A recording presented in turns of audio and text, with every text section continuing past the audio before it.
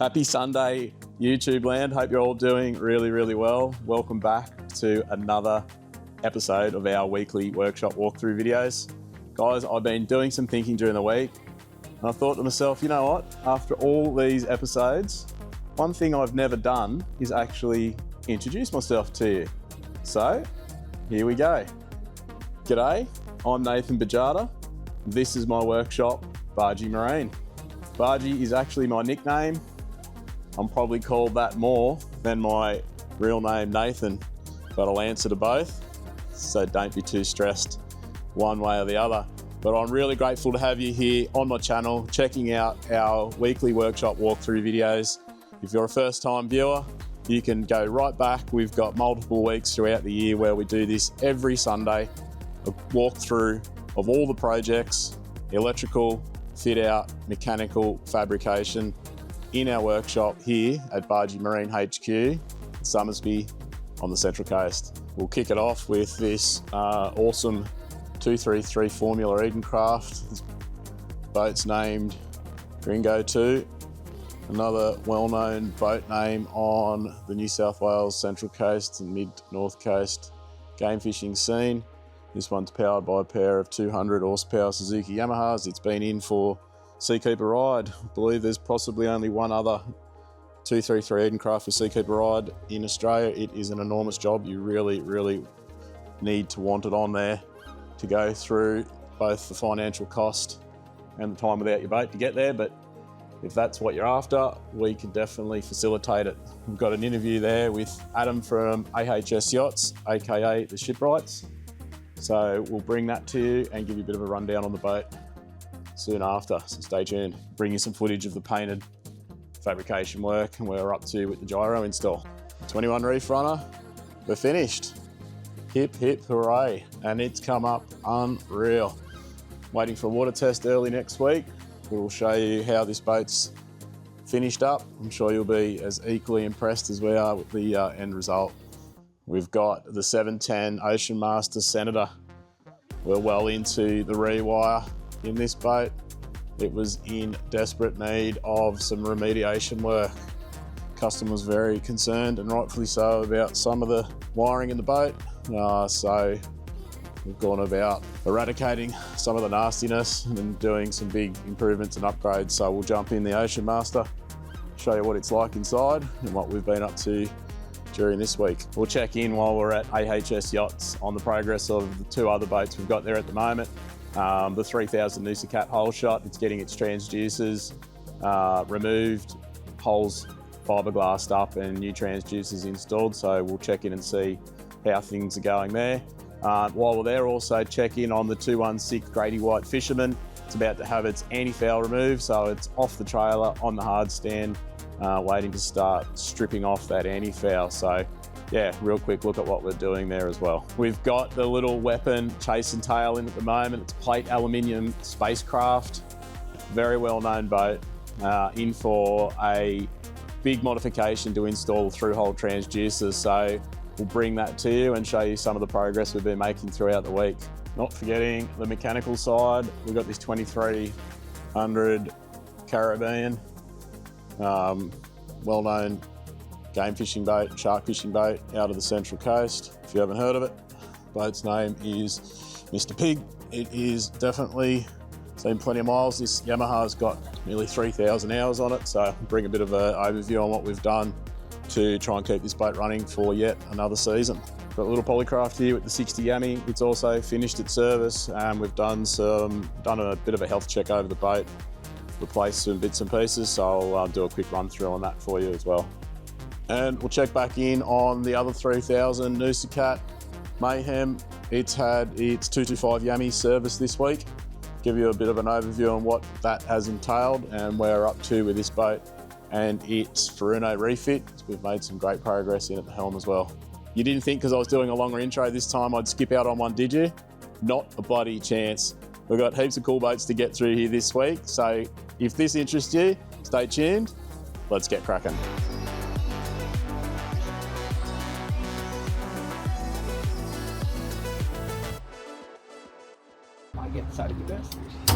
All right, so I'm here at AHS Yachts, the Shipwrights. in West Gosford. I'm picking up Gringo 2, the 233 Formula Edencraft. We've just done substantial upgrades to the transom to be able to fit the 450 Seakeeper Ride system on the transom. It's a bit of a project. These are the guys here, AHS Yachts, and I've actually got the man himself, Adam Hayter from AHS Yachts. How you going, mate? Good, buddy. How's this project been for you? Yeah, this has been challenging, but now we're all across this, and I'll run through what we've actually done. Yeah, so, give us a bit of a demo. Obviously, to get the Seakeeper rides on, we need a flat surface here, which we've created by adding this moulding. It also has a wedge built into the hull underneath, just here, which we've had to eliminate. That's something that's in the factory mould, right? Just correct, standard. yeah. Yep. Correct. So that doesn't work well with the Seakeeper rides. We find that puts a sort of a deflection of water and doesn't work how it should. So, yep.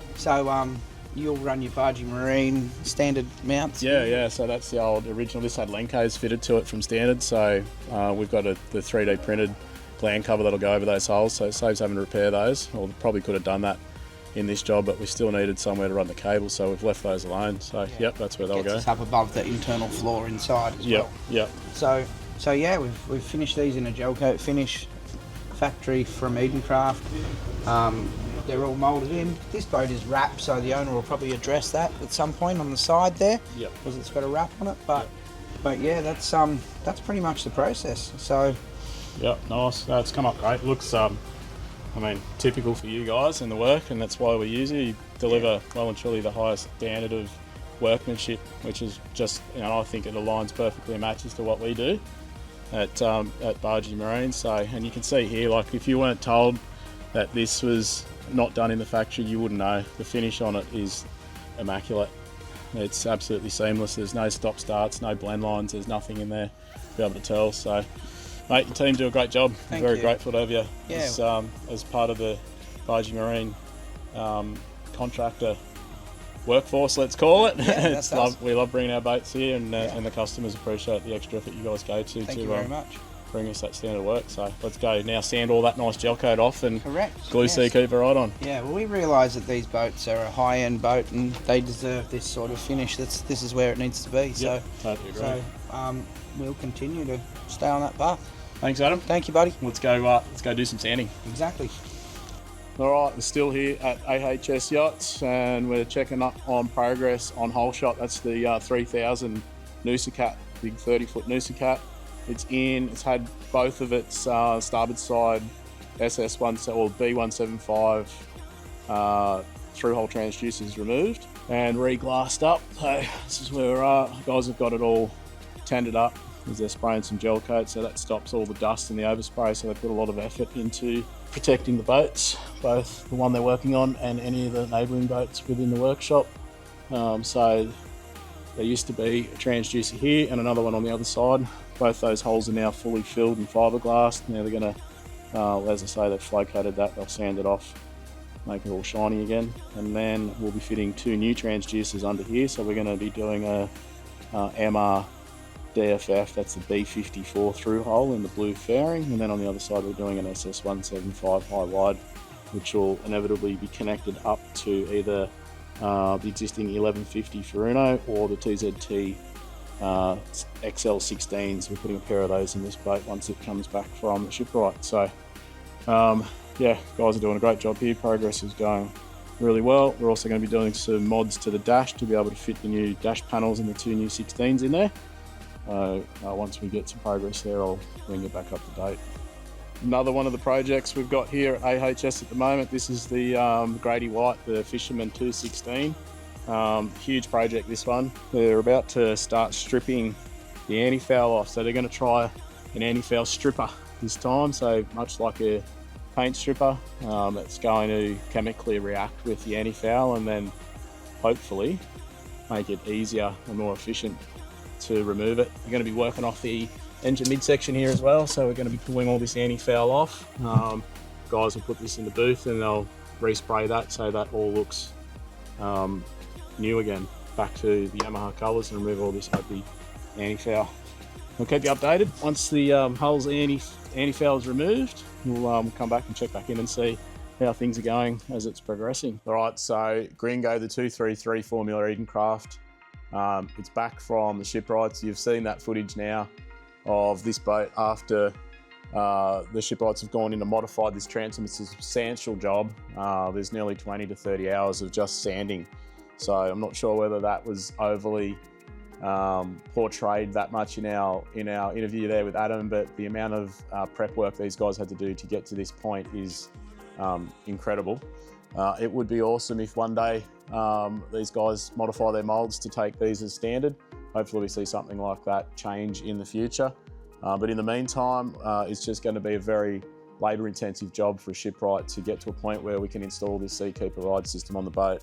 Not only is there a ton of sanding to get that wedge out from underneath the hull, but there's also a full fiberglass mould that's been fitted and fiberglass to this boat, then spraying flow coat, gel coat, sanding it, polishing it back to get back to this original finish. So absolutely no small feat of work. There's just as much cost involved in getting the transom prepared for the ride system as there is in actually purchasing the ride system before you even install it. So if you do a bit of research on what these are worth, upward of that $7,500 to $8,000 mark, you're up for a very similar amount of money to get to this stage in post shipwright. So not a small investment, but these boats are not the cheapest boats out there on the water, and you know, well worth the investment for sure. You're definitely only going to be improving on the value of your asset, which is exactly what these boats are, by going to this much trouble.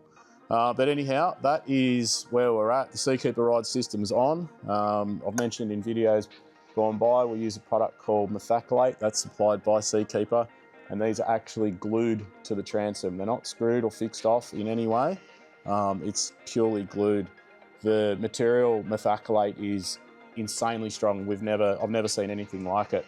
It sticks extremely well to fiberglass, and surprisingly, I'm told even stronger to aluminium. So same methods used when we're installing these on an aluminium boat. But that's it, guys. That's the smaller system from Seakeeper. That's the Ride system. That's the 450 kit. We've got this installed on both sides. You can see the cable coming up through here. From the factory, the 233 Edencrafts are installed with Lenco trim tabs, and we 3D print this gland cover here to pick up the old holes, so we can use the old footprint basically from where the Lencos came off. So it's come up really nice. It looks like it belongs. That's probably the most important thing here. There's absolutely no way you would ever be able to tell the amount of work that's gone into the back of this boat to install the Seakeeper Ride system. Anyway, let's climb aboard the 233 now and show you what it's like over in the Simrad display and the Seakeeper keypad. Next week, I'm going to put this on the water and I'll get some footage of it in action for you. So if weather's good, we'll try and get the drone up there. Definitely get some handheld footage for you. Whether this makes this week's video or next week's, time will tell. So stay tuned for that, but I'll definitely get you some footage on the water of the Seakeeper Ride system working on the 233 Edencraft. All right, let's go climb inside. So the Seakeeper system can be supplied with a keypad, which is what you're looking at right here. That keypad perfectly replaces the old legacy trim tab system keypad on controller, so very handy to have that. Again, it's one less job that we need to find a shipwright to repair or cover with something else. It also gives you a bit of manual control, which you rarely need. We always power up our Seakeeper Ride systems off the key, off the ignition power. So you just bring the key on there and you'll see the system starting to boot up. That way it doesn't accidentally get left on. So we see it a bit more now where people are wiring them up directly to battery power or on a switch, and people will be either drifting or driving along on the road and the ride system's actually working, which we don't want to see. So that's it booting up there, and then it's also interfaced back into the MFD here. This has got an Evo 3S 12 by the look of it, Simrad screen. So you'll get the full app in here as well, and then you'll see in real time the controller's working and any faults. This is actually showing one at the moment. That's what that red ring is indicating. It's same here, that the system's in fault.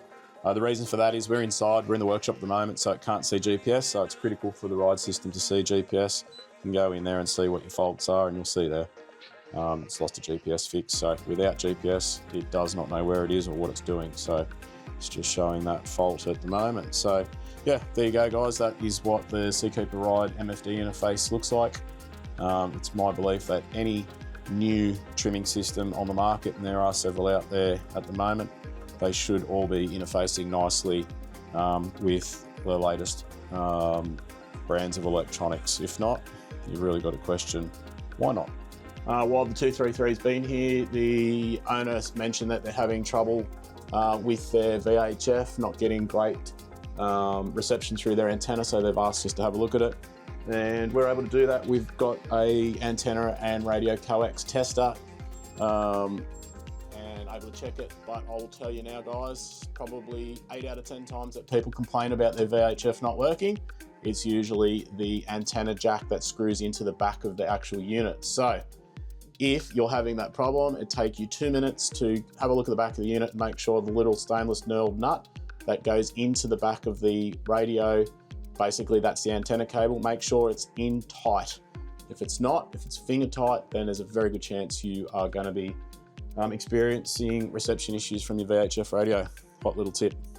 All right, guys, that is the 233 Edencraft. Hopefully the next time you see this, it will be on the water test. Take care.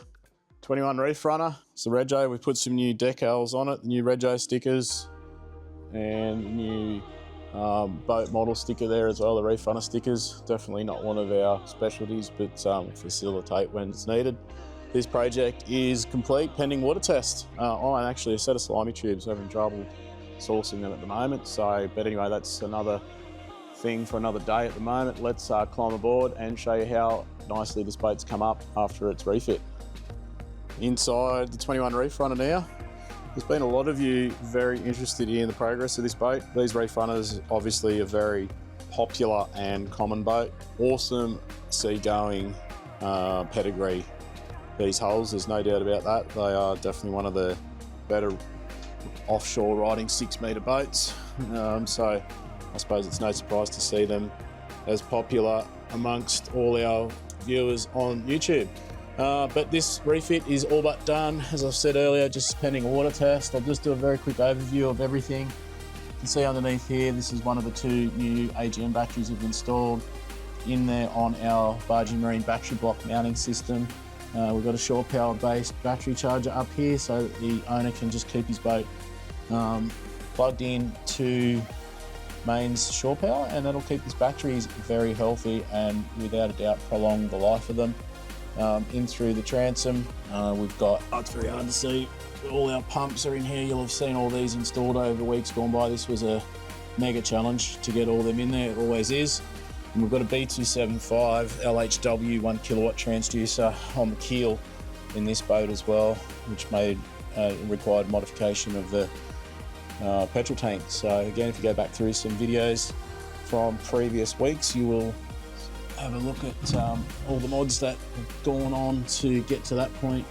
There's our Aegis remote battery isolators. We've got them all up as nice as high as we can to try and protect them against water spray. One of those evils in these boats because they're just so exposed. So everything's IP rated in here, but it's still important to try and get things up as high as you can. It's also as equally important for the owners to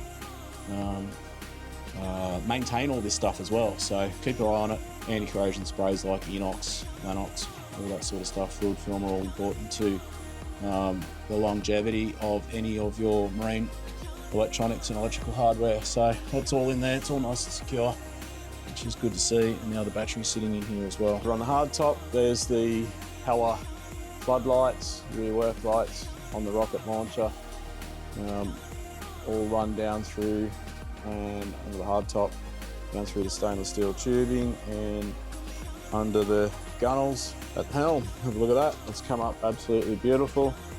Tell me that's not one modern looking helm there. Very happy with that. Put a new steering wheel on it as well, nice small one with the speed knob on it. That makes docking and driving on fish so much easier than having this ginormous steering wheel. If you don't have a steering wheel with a speed knob on it, get one. It will be one of the cheapest little upgrades you'll ever do to your boat. But as I showed you, we've got the remote battery switches in this, like many of the refits we've been doing. It's very simple just to bring the boat's power on, just a click of the button and on she comes. Now your whole boat is powered up. Same thing for the start battery.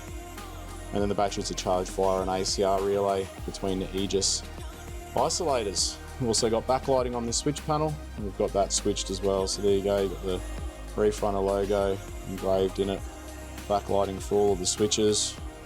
Done different colours here for the anchor up and down, just to put a bit of separation between the two. The beauty of having the backlighting switched is that if you don't need the backlighting on, one, to conserve power, not that that uses a lot, it's just an LED strip light behind there, but if you're finding it too bright, particularly a switch panel like this that's very prominent in the driving position, then you can just turn that off and all you're left with is the backlighting on these switches. So yeah, handy little feature. Just have a think about that if you're ever speccing a switch panel on our website.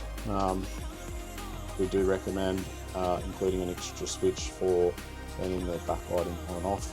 Anyhow, let me pull the covers off the Simrad screens and show you what this all looks like turned on. So that's the NSS4 16 and this is the NSS4 12. So this owner has decided to move with the latest technology offerings there from Simrad. That's a pair of these screens. Power these up. We've also got the AP44 autopilot remote over here as well. We've installed a NAC2 autopilot system in this Caribbean as well. There we go, there's both the screens booting up. This has got the CMAP charts in it with the reveal. Really good bathymetry and shading relief detail here. I find most of the common charts, so whether it's CMAPs or Navionics, they all look very, very similar. I don't think personally one has any more detail than the other. I think the way they do the imagery and the graphics potentially makes them look different, but I'm fairly confident the companies that do all the ocean surveying, they're the vessels that go and chart all this. They're quite common and shared across most brands. I could be wrong, but that's me just looking at what I see between, you know, say CMAP and Navionics. They always look very similar, but regardless which brand you're using, definitely worth investing in the higher end charts to get this relief shading. Okay, yes, we know we've got no GPS, but fun thing to note, these screens are definitely lightning fast. There's very little, well, let's just say there's absolutely no lag here. As fast as I can move around, this screen is keeping up with me, which is awesome to see. You can see here just moving through all the menus. This is split sonar. There's not going to be much to see there because we've got everything turned off at the moment. Yeah, but the operating system in these Simrads is brand new. If this is the first time you've seen it, let me just get in here and show you so you can see for yourself. Everything looks different. I believe they call this Neon operating system. Don't quote me on that. Still haven't done our dealer training to fully understand this to the nth degree. But yeah, definitely different feel and function as well compared to the old NSS Evo platform. So lots of change.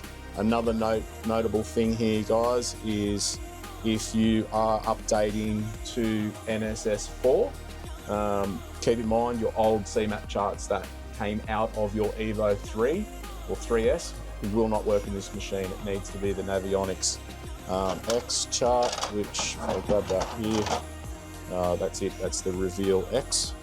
That is what you need if you're going to NSS4 platform. We keep these in stock, so if you need some, get in touch with us. We'll be able to hook you up with the correct chart for your NSS4. While I'm at the helm, let's do a really quick overview of some of the features of this refit. Good old Rock Wireless active ScanStrut Rock phone charger. That's in here. We've got a Legacy Lowrance Link 5 VHF installed. We've reinstalled the Mercury active trim and the ignition key into this side panel and retained the old Fusion RA70 in there, as well as the 4 speakers that connect to it. Over there on the port side, we have installed a shore power inlet point, so that's where the owner will plug his extension lead in and turn that battery charger on that I showed you earlier. Let's climb inside the cab now and have a look behind the helm. Alright, so in behind the helm, take a look at that. That is the minimalistic, clutter-free fusing and networking configuration that you would all like to see behind your boat. Keeps things very simple, got them up nice and high because we can, as usual. And again, for those of you that are first time viewers, all of our rewires and refits are fully labelled, so every cable has a label, including all the fuse covers, spare fuses under the covers as well. That includes all the earths, so we know exactly which cable goes to what device, so if in the future any fault finding is needed to be done to this boat, it's going to make things so much easier. It's no different here to all our NMEA 2000 network cables. Every single one of them has a label printed on it, so we know what device each network cable is going to. So there you go, that is the back of 21 Reef Runner. Minimalistic, clutter-free, safe, worry-free, confident. I'm trying to find more cliche words. I'm out, that's it.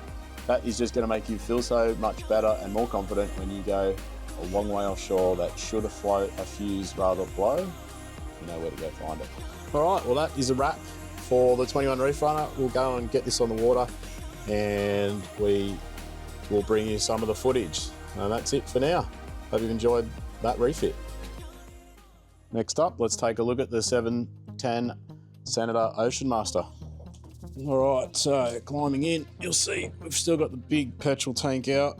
That's just given us a lot better access to work in and around the bilge. It's ready to go back in. Speaking of the bilge, let's take a look down here and see what we've been up to. You see the transducer, cabling all installed, live bait tank pump as well. We've actually pulled that ball valve off and the pump because we noticed when we went to replace the hose on it that it was loose. So taken that ball valve off and resealed it. That would have leaked like a sieve, which would have been less than ideal in this virtually brand new boat. The bilge pump's mounted to the bottom of the hull there, and that's the B275 LHW MR 1 kilowatt transducer that's been installed by AHS Yachts, the shipwrights in custom fairing. In the battery compartment, we're making good progress as well. We've completely tidied up all of the battery cluster in here. We've also installed proper and appropriate gauge cabling for the house load, so all of the electronics that will run this boat. Proper waterproof fuse here for a 24-hour bilge, so that the float switch is always active regardless of where the battery isolator switches are. We've labelled everything. We've used high quality circuit breakers as well. See the Seakeeper Ride breaker there and a house breaker, again all labelled. We've re-terminated the battery cables in here and also run all new wiring harnesses for all the loads down here. Labelled all the earths. You can see that bus bar right down back behind that battery.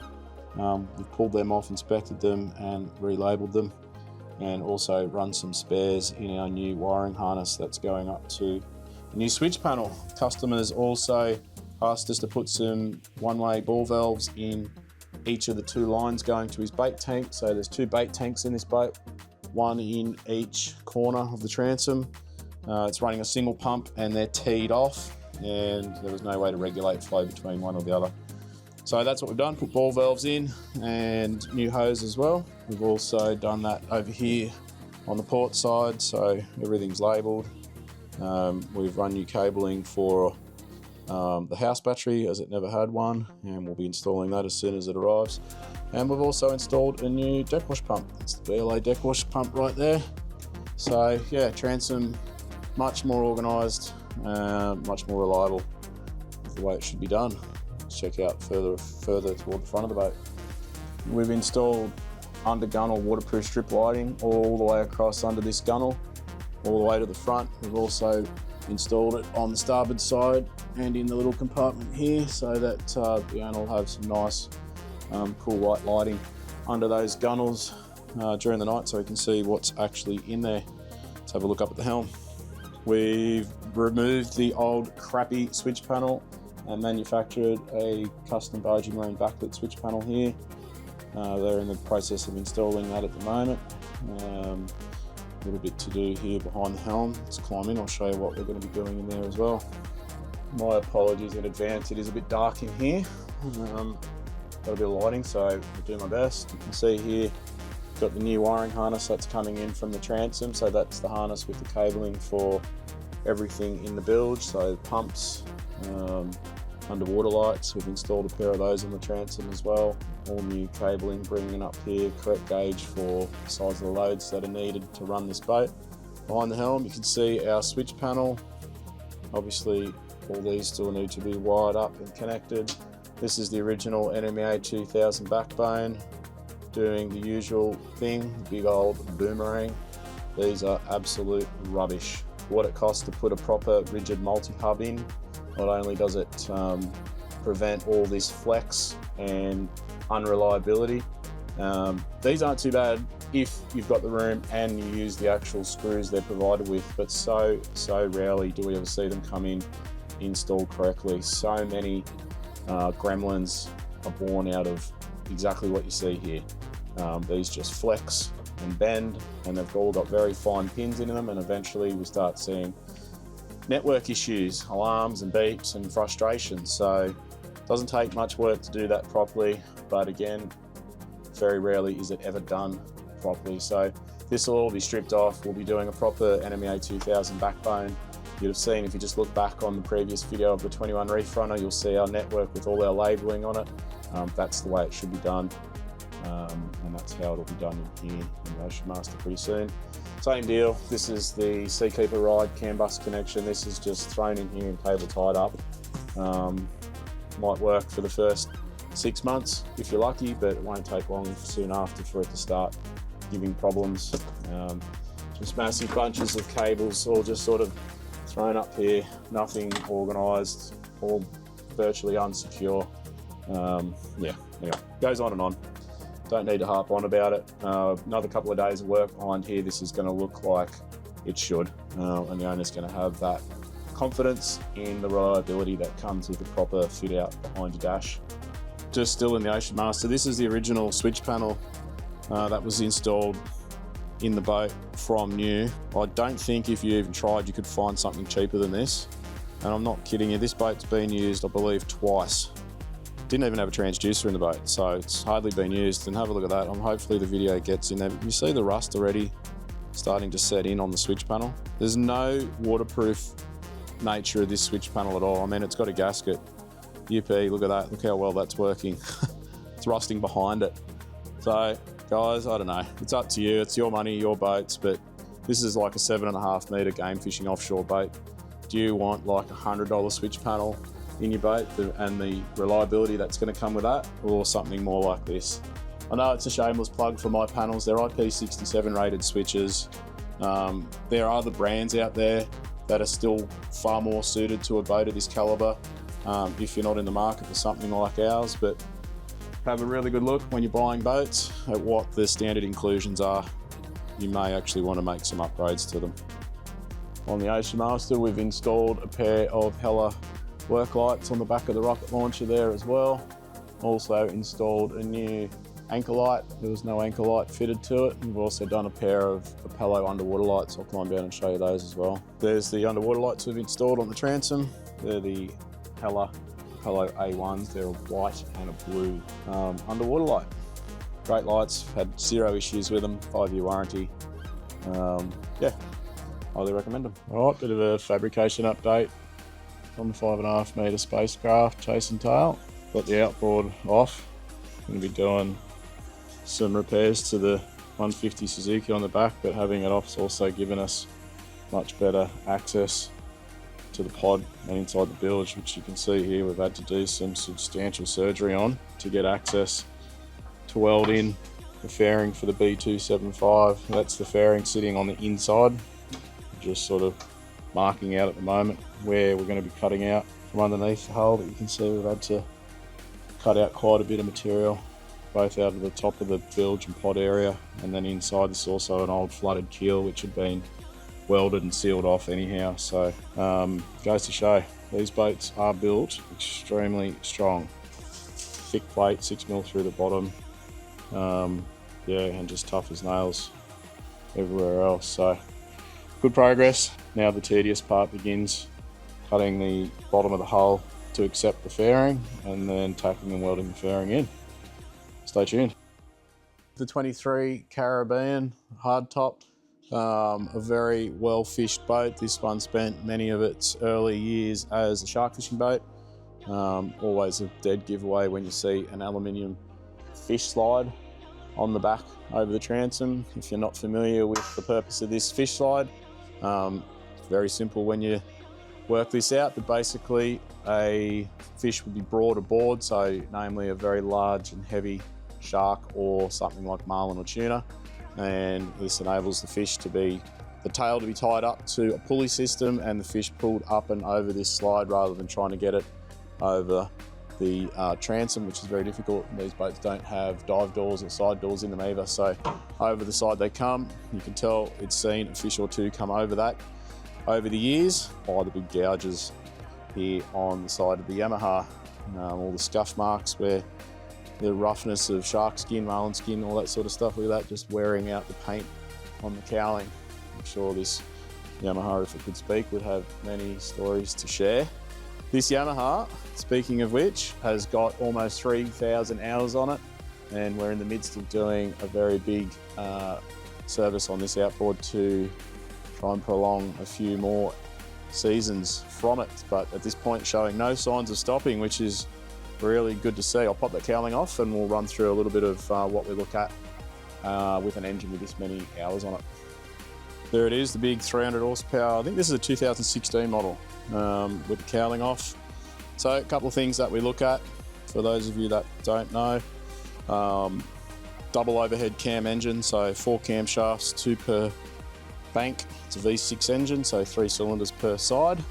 Underneath the rocker covers there are engine anodes, so we remove these rocker covers to replace those anodes. There's also anodes in other areas around the block. We also remove the engine thermostats. So the thermostats are what regulates the engine's temperature.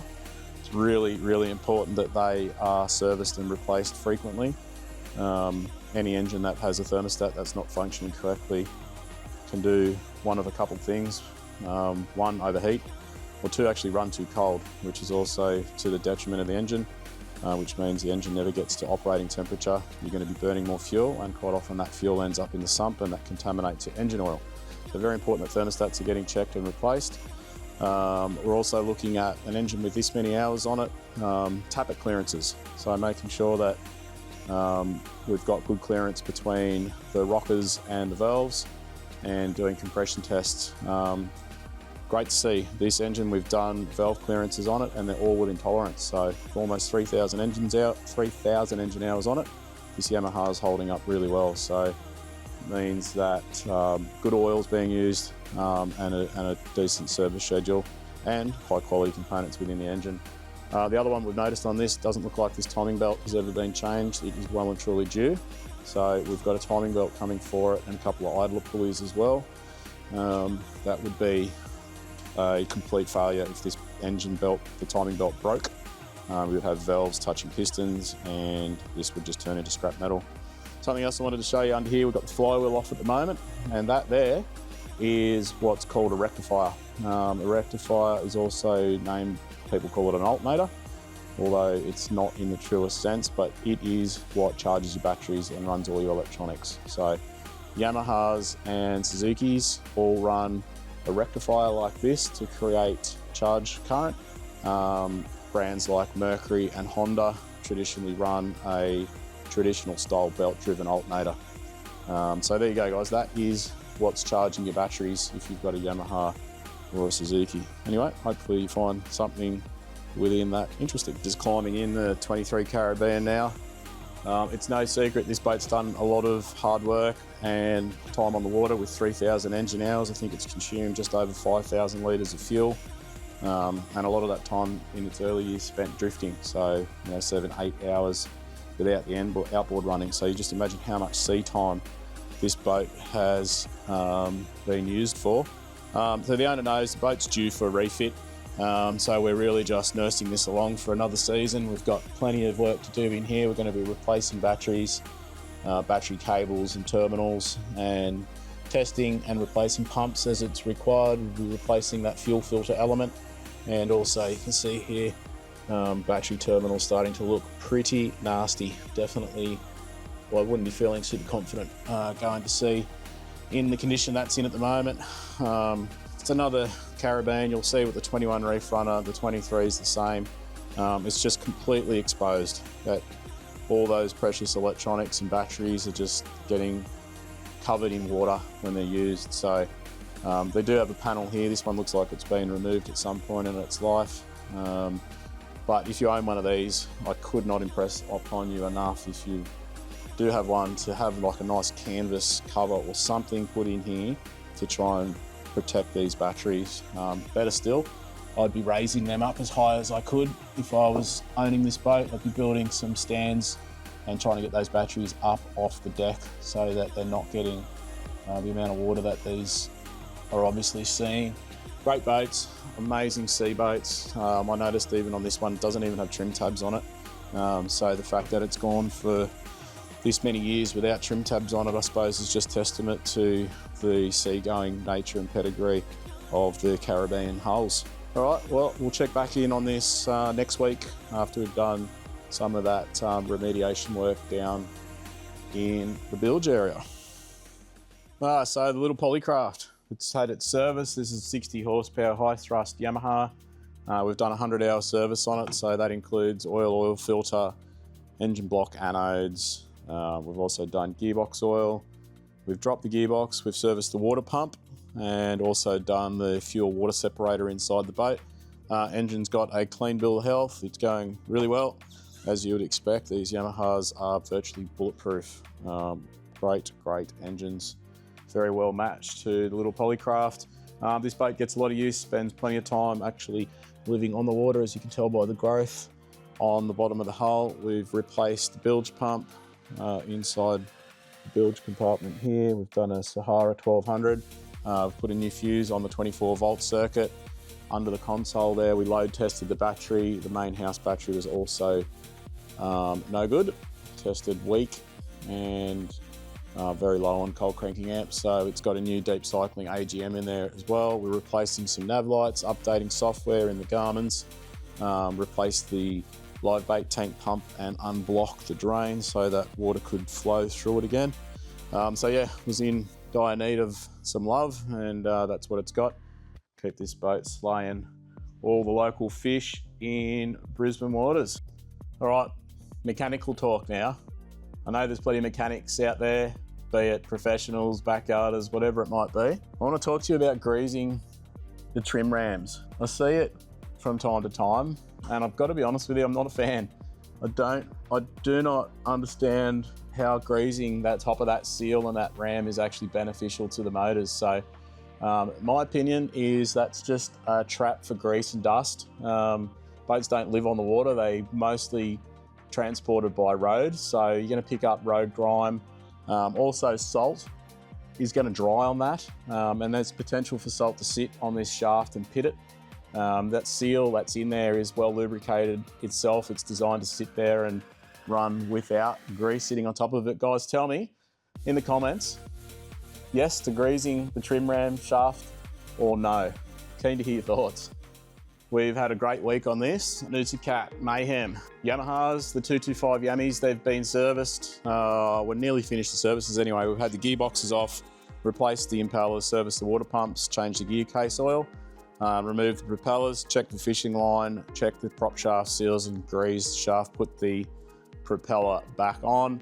Under the cowlings, 100-hour service styles, we're doing fuel filter under the cowling, engine block anodes, spark plugs, rocket cover gaskets, and general health check across the rest of it. Engine oil and oil filter obviously as well, and that is ×2. Let's climb in and show you what we've been up to inside. I'm inside the mighty Noosacat. New speakers are in. These are the JL M6 speakers. These are the white with grey or graphite. They look amazing. Another one in over on the port side as well. And have a look at the helm, guys. That is such a nice improvement on what we started with. We've got this custom made 6mm gloss black acrylic infill panel. We've installed a pair of Rock wireless active phone chargers in here as well. You've seen these a million times before, but for the first time, guys, There you go, they'll sit in there. When that's connected to power, that will just start charging.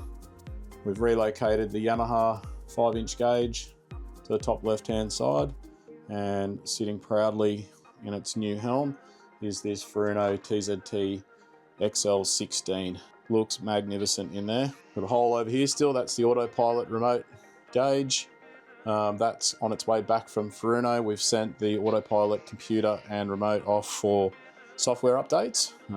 Doesn't look like it had ever been updated since it was installed. So the guys at Furuno have kindly updated that now so that we can reinstall it and recommission it. The 295's in there on the dash. We haven't done anything with that, but we have installed a new satellite compass over here under the windscreen with good view of the sky.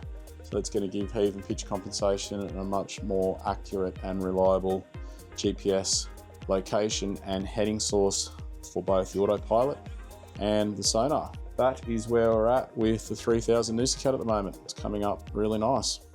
All right, so it is that time of the week again. It is tool time.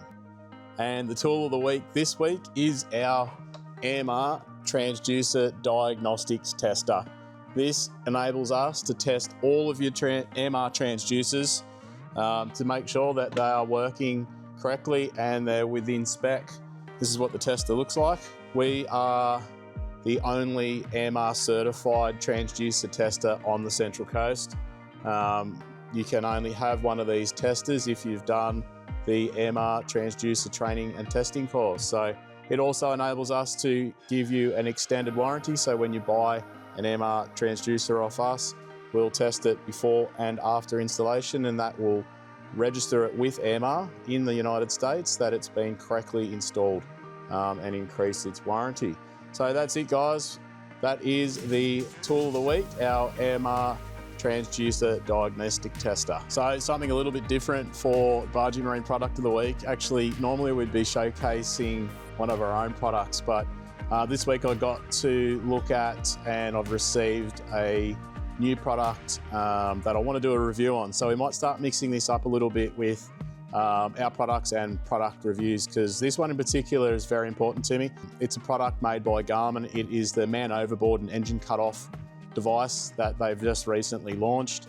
I know it's a problem around the world, but more closely at home, we've had a few instances this year of people fishing solo not coming home. So unfortunately, for one reason or another, they've fallen overboard and been missing and inevitably lost at sea. So it's a very, very sad and unfortunate situation, but it's great to see companies like Garmin innovating and bringing something to the table that boat owners, particularly those that love fishing solo on their own, can have to have a peace of mind or some sort of safety device above and beyond what's commercially available. So this is the system. I'll just show you here on my phone. It's the Garmin Man Overboard. There we go, we've got some focus. All right, so that's it there, that's online. And this is what it looks like.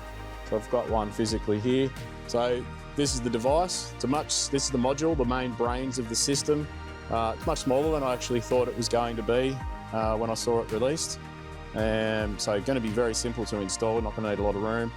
Connects via NMEA 2000, so it's a very common network protocol on most boats. It's got a power cable, also got a spot there for an external antenna that will increase the range. And this is what the fob actually looks like. This is, or the tag is probably the correct name for it. And that comes with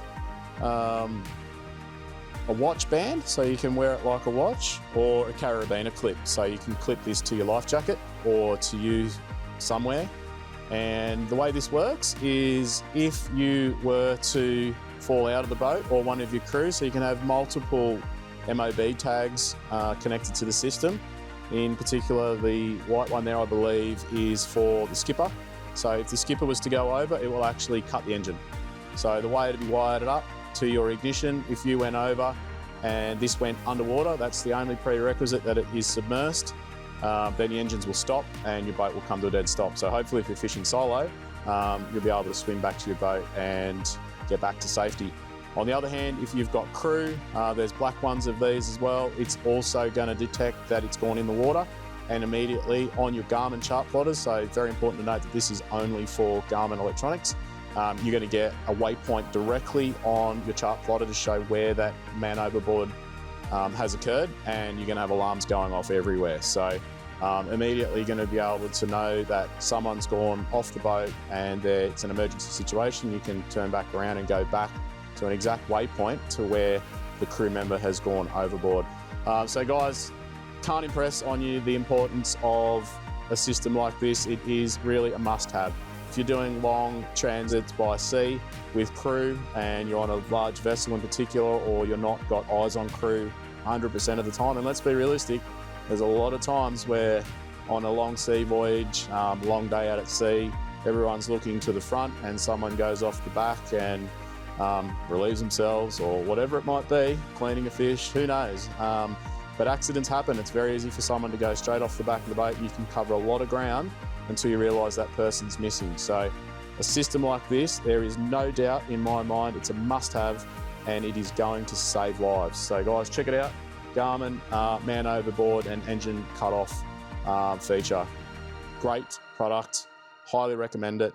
Get in touch with me if you'd like one installed on your boat. Thanks guys. All right, well I think that just about does it for this week's weekly workshop walkthrough video. Hope you've enjoyed what you've seen. Hope you've enjoyed following the progress on some of the projects we've got going on here in the workshop. Guys, as always, if you've got any questions or comments, feel free to leave them in the comment section. I'll do my utmost best to get back to you in a timely fashion. Again, a massive thank you to the team. I think we're at 9 now in the workshop here across all departments, which is just crazy to think that only 2 years ago, I think there were 2 of us. So can't go without thanking all our loyal customers for your ongoing support. It is immensely greatly appreciated. I really do hope you enjoy following the videos. If you've got any feedback, you'd like to see something different or something more within these videos, again, I'm all ears, love to hear from you. Guys, until next week, enjoy what's left of your Sunday. Enjoy your YouTube viewing if you're moving on to something else from now, or maybe you're going to go back and watch last week's weekly workshop walkthrough video. All right, guys, that is enough waffling for me. Again, thank you very much. Stay safe. Tight lines if you're getting out for a fish. We will catch you next Sunday. See you later.